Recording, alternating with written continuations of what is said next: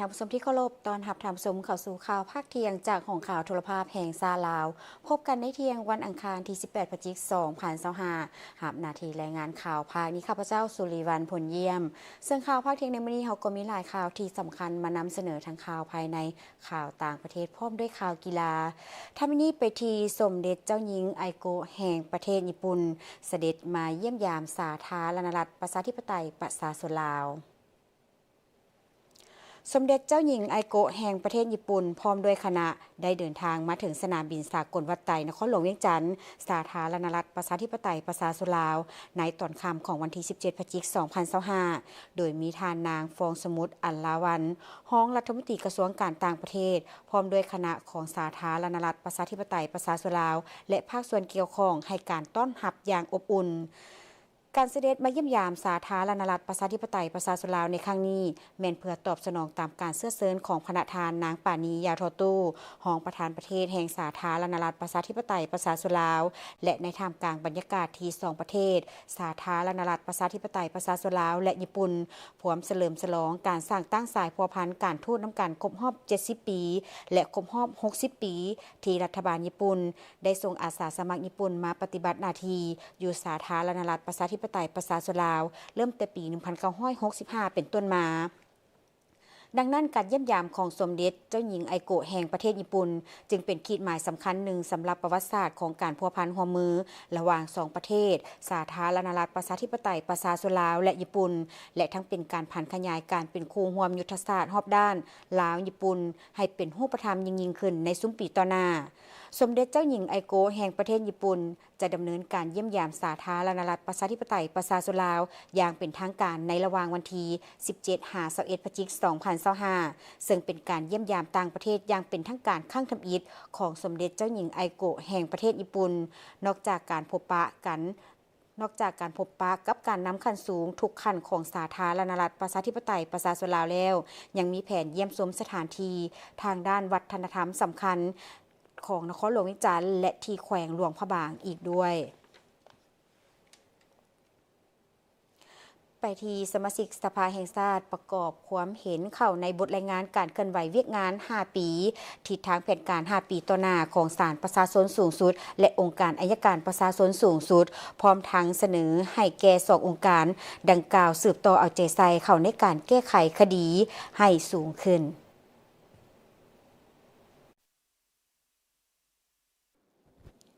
ท่านผู้ชมที่เคารพในมือที่7ของการดำเนินกองประชุมสมัยสามัญเทอร์ที่10สภาแห่งชาติสุดที่9ในภาคเช้านี้เป็นการสืบต่อประกอบคำคิดเห็นใส่กับเวียกงานของทางองค์การอัยการประชาชนสูงสุดและศาลประชาชนสูงสุดในระยะ5ปีที่ผ่านมาพร้อมกับทิศทางแผนการใน5ปีต่อหน้าซึ่งประธานสมาชิกสภาแห่งชาติก็ได้พร้อมกัน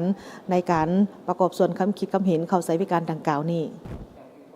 ในวันที่ 18 พฤศจิกายน 2025 นี้ซึ่งเป็นมื้อที่ 7 ของการดำเนินกองประชุมสมัยสามัญเทื่อที่ 10 สภาแห่งชาติสุดที่ 9 ภายใต้การเป็นประธานของท่านนางสุนทร สัญญจักรรองประธานสภาแห่งชาติโดยบรรดาท่านสมาชิกสภาแห่งชาติได้สืบต่อประกอบคำคิดเห็นเข้าใส่บทรายงานการเคลื่อนไหวเวียกงาน 5 ปีและทิศทางแผนการใน 5 ปีต่อหน้าของศาลประชาชนสูงสุดและองค์การอัยการประชาชนสูงสุดโดยรวมการประกอบคำคิดเห็นก็ได้สมเสยต่อกับทั้ง2องค์การดังกล่าวนี้ที่ได้เอาใจใส่เข้าในการจัดตั้งปฏิบัติเวียกงานของตนโดยเฉพาะในการพิจารณาและดำเนินการตัดสินคดีและยังมีบางเวียกงานในการค้นคว้าคดีเห็นว่ายังบ่ทันได้ดีเท่าที่ควรต่อกับเวียกงานดังกล่าวนี้ทานนางสมเพียรวงศ์ไซสมาชิกสภาแห่งชาติเขต1นครหลวงวิจันทร์ก็ได้มีความเห็นและให้ทัศนะเกี่ยวกับการจัดตั้งเวียกงานใน2องค์การดังกล่าวนี้โดยเฉพาะก็เป็นทางด้านเวียกงานศาลในการดำเนินคดีที่ผ่านมาเห็นว่ายังซักซ่าย้อนผู้พิพากษาจำนวนหนึ่งยังบ่ทันเข้าใจทางด้านเวียกงานอย่างนักแน่นจริงจังเฮ็ดให้การค้นคว้าคดียังบ่ทันครบถ้วนอีกปัญหาหนึ่งก็เป็นการซับเปลี่ยนพนักงานบนประจำการหลายเกินไปเฮ็ดให้การแก้ไขคดีมีความซักซ่าด้านหนึ่งแม่นย้อนงบประมาณยังบ่เพียงพอและปัญหาอื่นๆอีกถึงว่าพวกเราได้มีการปรับปรุงกลไกการดำเนินคดีปรับปรุงนิติกรรมเกี่ยวข้องจำนวนหนึ่งเพื่อเฮ็ดให้การดำเนินคดีนี้มีความว่องไวมีความสอดคล้องตามกฎหมายให้หลายขึ้นแล้วก็ตามแต่ในทางปฏิบัติตัวจริงเนาะการดำเนินคดีนี่มันซักซ่าแล้วก็การกำหนดเวลานี้ยังมีหลายอยู่ข้าพเจ้าคิดว่ากันเนื่องจากหลายสาเหตุ ทั้งนอกตัวและในตัวเป็นต้นแม่นกฎหมายว่าด้วยการดำเนินคดีแพ่งเนาะที่กำหนดมูลค่า1ตื้อลงมานี่แม่นเป็นสิทธิอำนาจของศาลเขตแต่ในเมื่อก่อนนั้นศาลเขตสัมผัสส่งคดีที่มีมูลค่าเกิน300ล้านขึ้นมาให้ศาลแขวงหรือว่าศาลนครหลวงฉะนั้นมาตกอยู่ในช่วงระยะการปรับปรุงกฎหมายนี้จึงศาลนครหลวงหรือว่าศาลแขวงนี้จึงบ่ทันได้จัดตั้งปฏิบัติว่าตัวเองจะเป็นผู้ตัดสินคดีดังกล่าวนี่บ่หรือว่าจะส่งให้เขตตัดสินจึงเฮ็ดให้คดีนี้มาอ้างค้างอยู่ทางศาลแขวงหรือว่าศาลนครหลวงนี้หลายพอสมควรนอกจากนี้ยังมีผู้ถูกกักขังเกิน1ปีนี่นะโดยบ่ได้รับการแจ้งคำสั่งฟ้องนี้จำนวน247คนเนาะฉะนั้นข้าพเจ้าเสนอต่อองค์การอัยการประสนสูงสุดเกี่ยวกับการเพิ่มทวีบทบาทในการติดตามกวดกาการปฏิบัติกฎหมายอยู่ค่ายคุมขังดัดสร้างนี้ยังเข้มงวดขึ้นกว่าเก่าเนาะแล้วก็เสนอมายังทางภาคส่วนที่เกี่ยวข้องนะจงได้ประสานสมทบแก้ไขปัญหาดังกล่าวนี้อย่างรีบด่วนต่อกับแผนการเคลื่อนไหวเวียกงานของทางองค์การอัยการปฏิบัติสูงสุดนั้นท่านสมไซสิงหาจักรสมาชิกสภาแห่งชาติเขต15แขวงจำปาสักก็ได้มีความเห็นและเสนอให้แก่องค์การดังกล่าวนี้ให้เพิ่มความเอาใจใส่เข้าในการติดตามกวดกาการแก้ไขคดีโดยเฉพาะแม่นคดีใหญ่ที่เกิดขึ้นอยู่ในขันท้องถิ่นผ่านมาเห็นว่ายังมีความยุ่งยากแก่ยาวขอให้เพิ่มความเอาใจใส่พร้อมกันนั้นก็เสนอการยกระดับพนักงานทางด้านผู้พิพากษาเติมอีกกฎหมายของพวกเฮานี่อยู่ในขงเขตยุติธรรมเว้าเฉพาะเนาะก็มีหลายฉบับพวกเฮาก็ได้สร้างพวกเฮาก็ได้มีการปรับปรุงตลอดเนาะแต่ว่าความรับรู้ของเฮาเนี่ยยังบ่ทันทวงทันกับการพัฒนาทางด้านกฎหมายเนาะซึ่งฉะนั้นจึงเฮ็ดให้การพิจารณาคดีของพวกเฮานี่เอิ้นว่ายังบ่ทันรับประกันทางด้านคุณภาพเนาะทางด้านคุณภาพจะเป็นต้นว่าสิแม่นว่า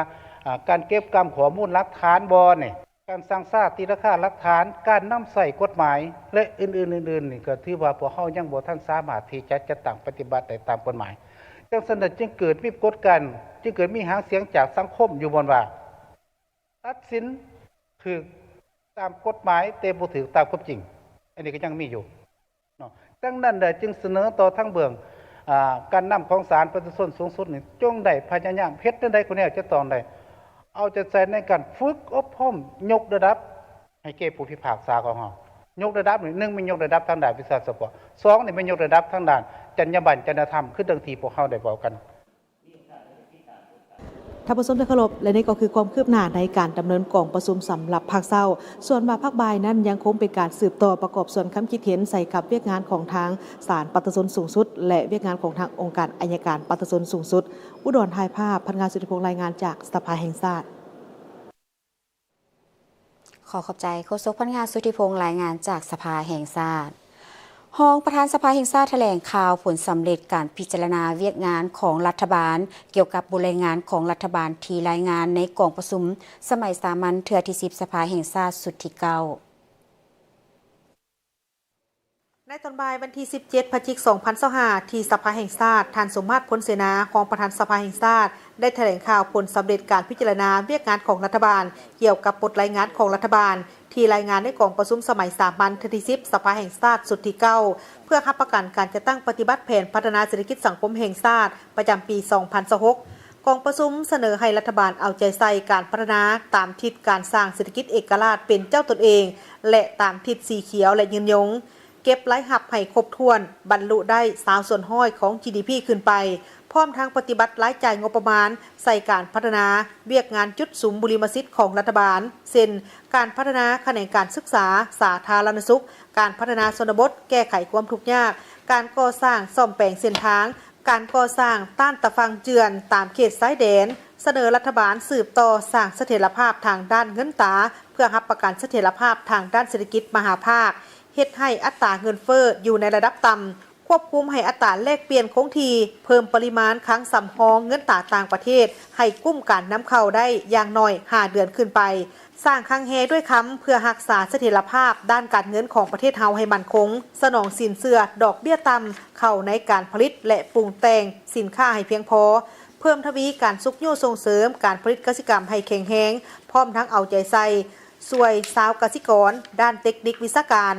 ทุนฮ้อนตลาดจำหน่ายและฟื้นฟูพื้นที่การผลิตที่ได้รับผลกระทบจากภัยพิบัติทางธรรมชาติให้สามารถสืบต่อการผลิตได้เป็นปกติเพื่อค้ำประกันเสบียงอาหารและเป็นสินค้าจำกัดการนำเข้าสินค้าที่สามารถผลิตได้ภายในประเทศอย่างเข้มงวดคุ้มครองราคาสินค้าและเสบียงอาหารในระดับที่เหมาะสมสืบต่อกวดกาอย่างเข้มงวดต่อบรรดาโครงการลงทุนที่มีประสิทธิภาพต่ำซุ่มใส่การพัฒนาโครงการพลังงานไฟฟ้าทดแทนเสริมใส่บรรดาสถานีจุดที่ขาดแคลนไฟฟ้าเพื่อสนองไฟฟ้าให้เพียงพอกับการสมใส่ภายในคุ้มครองและปรับปรุงโครงสร้างราคาไฟฟ้าให้เหมาะสมกับสภาพตัวจริงบ่ให้กระทบต่อชีวิตการเป็นอยู่และการผลิตซุ้มใส่การก่อสร้างและสมแปลงเส้นทางที่เปเพให้กลับคืนสู่สภาพปกติโดยไวเพื่ออำนวยความสะดวกการขนส่งการสัญจรไปมาของประชาชนในการท่องเที่ยวควบคุมรถบรรทุกน้ำหนักเกินหรือมีมาตรการต่อผู้ละเมิดอย่างเข้มงวด 8. สืบต่อสุขอยู่ส่งเสริมการหันเป็นทันสมัยในการบริหารรัฐการพัฒนาเศรษฐกิจและการคุ้มครองสังคมแบบดิจิทัลกองประชุมเห็นดีโดยพื้นฐานต่อการเสนอปรับปรุงดัชนีเงินเดือนเงินนโยบายและเงินอุดหนุนของพนักงานรัฐกรทหารตำรวจและพนักงานบำนาญที่จะเริ่มจัดตั้งปฏิบัติในเดือน1 ปี 2026 เป็นต้นไปแต่รายละเอียดเสนอให้รัฐบาลสืบต่อค้นคว้าและกำหนดนโยบายที่ชัดเจนและรัดกุม 10. สืบต่อนำเอาคำคิดคำเห็นของสมาชิกสภาแห่งชาติไปค้นคว้าปรับปรุงการสร้างแผนพัฒนาเศรษฐกิจสังคมแห่งชาติ5 ปีครั้งที่ 10 2026-2030 ให้มีเนื้อในครบถ้วนสมบูรณ์สอดคล้องกับสภาพความเป็นจริงเพื่อกล้าเตรียมเสนอรับห้องในกองประชุมครั้งปฐมฤกษ์ของสภาแห่งชาติสุดที่ 10อิงตามวาระกองประชุมในมื้อวันที่21 พฤศจิกายน 2025 ที่จะมาถึงนี้ผู้แทนกองประชุมจะได้ลงคะแนนรับร้องมติกองประชุมสภาแห่งชาติว่าด้วยการรับร้องเอาบทรายงานการจัดตั้งปฏิบัติแผนพัฒนาเศรษฐกิจสังคมแห่งชาติแผนงบประมาณแห่งรัฐแผนเงินตรา5 ปีครั้งที่ 9 2021 ถึง 2025 และแผนการประจำปี 2025 บทสรุปขาดตัวการจัดตั้งปฏิบัติแผนงบประมาณแห่งรัฐประจำปี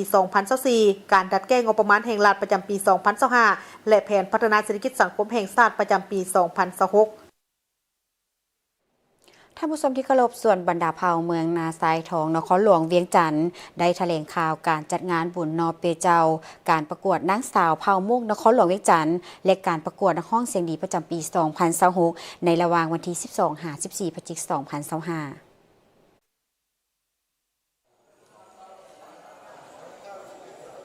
พิธีแถลงข่าวได้จัดขึ้นในวันที่ 15 ธันวาคม 2025 ที่สวนบรรดาเผ่าบ้านด่านจีเมืองนาทรายทองนครหลวงเวียงจันทร์โดยมีทานบุญซูพระวิเศษประธานคณะกรรมการปกครองเมืองนาทรายทองทานภูวงศ์พระวิสิทธิ์ประธานสวนบรรดาเผ่าพร้อมด้วยผู้ต่างหน้าจากภาคส่วนเกี่ยวข้องและนางสาวมุ่งและผู้สมัครนางสาวนักร้องเสียงดีเข้าร่วมงานในครั้งนี้จะมีหลายกิจกรรมเช่นกิจกรรมการแข่งขันกีฬาพื้นเมืองรวมกันคือแข่งขันยิงนาเก็กและตีมะคางเพื่อชิงเอารางวัลจากทางส่วนบรรดาเผ่าโดยนักกีฬาแม่นจะมาจาก4บ้านคือบ้านด่านซี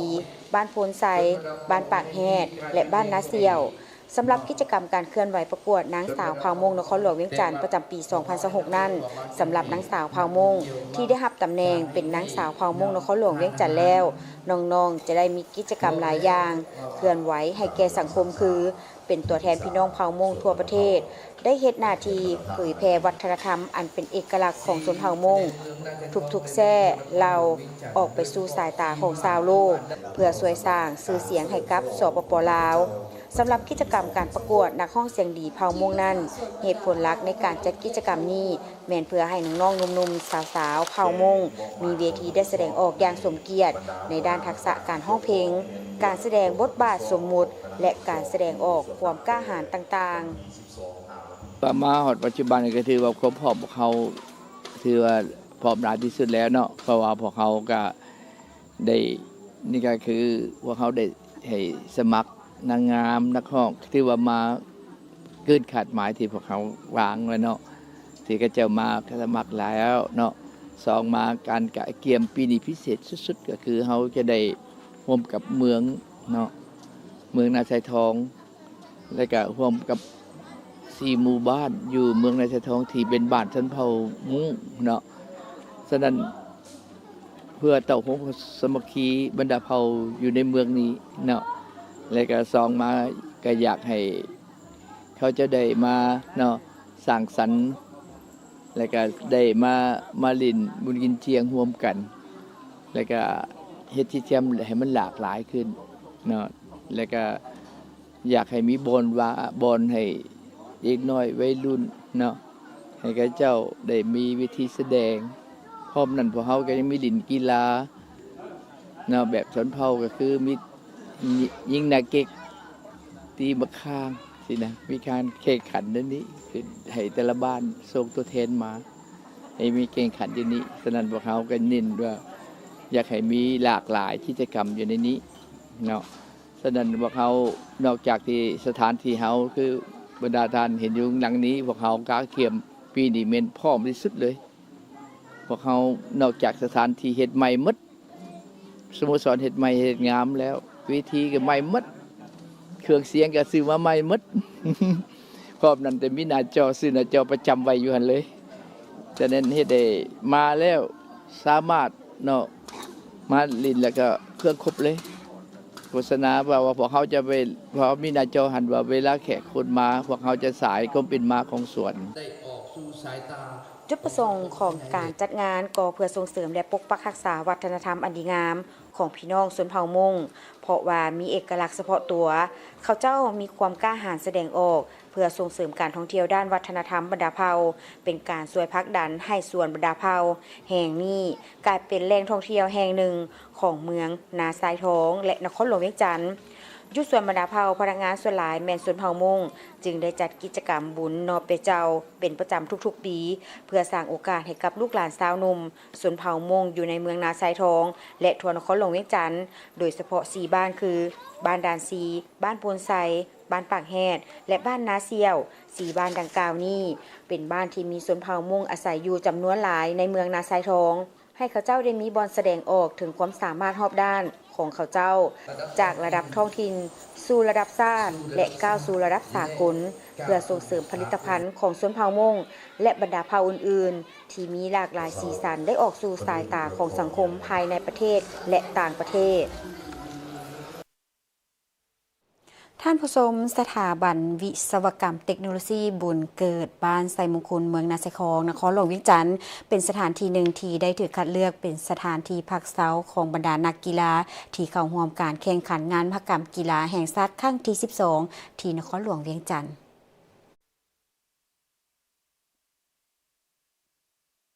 ท่านบุญเกิดศรีสุพรรณทองประธานสถาบันวิศวกรรมเทคโนโลยีบุญเกิดได้กล่าวว่ารู้สึกภาคภูมิใจเป็นอย่างสูงที่คณะกรรมการจัดสถานที่พักเซาของคณะนำและนักกีฬา3แขวงคือแขวงคำมวน401คนแขวงพงศลี69คนและแขวงไซสมบูรณ์44คนคณะการนำหรือว่าคณะการจัดการแข่งขันกีฬาแห่งชาติของนครหลวงเวียงจันทร์นี้